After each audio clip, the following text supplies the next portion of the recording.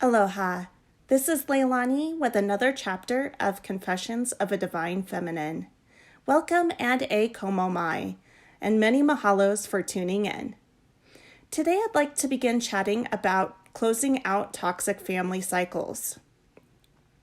As an adult, I've become aware of some harmful cycles on both sides of my family that have persisted for generations. I've realized that one of my purposes in this life is to close them out. This journey has empowered me to do just that. I originally intended to share the story of my family's history with Huntington's disease, but as I began writing, my ego reared its ugly head. I've realized my words were coming from a place of fear, because the one thing I'm most afraid of in this life is becoming trapped inside my body. Yet, my higher self knows that's not possible. I inherited the HD gene from my mom, so medical science tells me that I will eventually lose control of my mind and body at some point in the future, unless my genes are somehow altered. If you'd like to learn more about this tragic hereditary disease, I've posted a link below. In a nutshell, it's like having Parkinson's disease and Alzheimer's at the same time. I went through the rigorous process of being tested for the gene out of both bravery and fear. The one thing worse than knowing was not knowing. As I've been healing, I've asked myself, did my ego make this decision?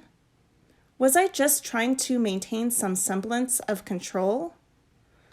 I may have been to a certain extent, but I was also following my intuition. I knew that we had the power to stop this cycle by simply not passing on the gene. My husband and I accepted that responsibility. My mom's sister has decided not to be tested, and I used to believe it was selfish of her. She has children and grandchildren who would benefit from the knowledge, but she's following her own path. I've done what I can personally do.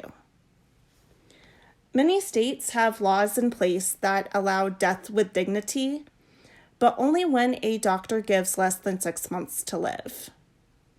This freedom is usually bestowed upon cancer patients, not people suffering from neurological diseases. This is because it is much easier to predict the course that diseases like cancer will take. Terminal cancer kills much more quickly, so it is merciful in that way. Most neurological diseases are also terminal, but once the patient has 6 months or less to live, they're usually considered no longer capable of making the decision for themselves.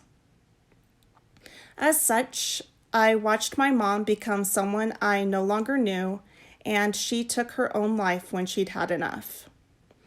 I support her decision, and I am learning to forgive her for not giving me the opportunity to say goodbye. I also watched my father-in-law suffer from Parkinson's for almost a decade.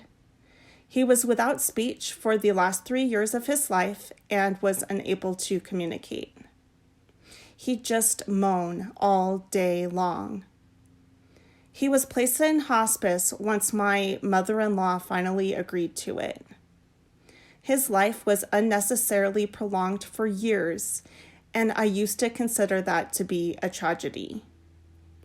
Now that I've had so many experiences in the 5D, I believe his soul was capable of leaving his body well before his heart stopped beating. I used to believe that I'd likely have to take matters in my own hands one day, just like my mom did.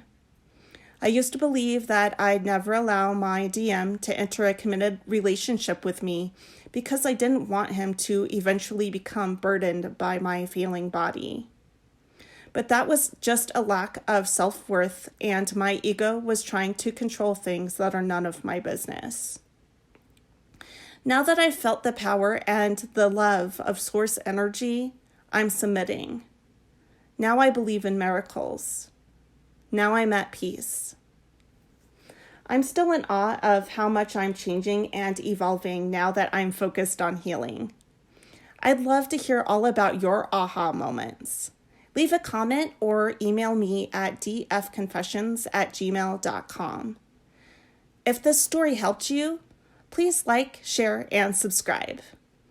I will be sharing about the toxic cycles on my father's side of the family in the next video. Until then, I'm reminding all of you to trust your intuition above all else. Mwah. Ta-ta.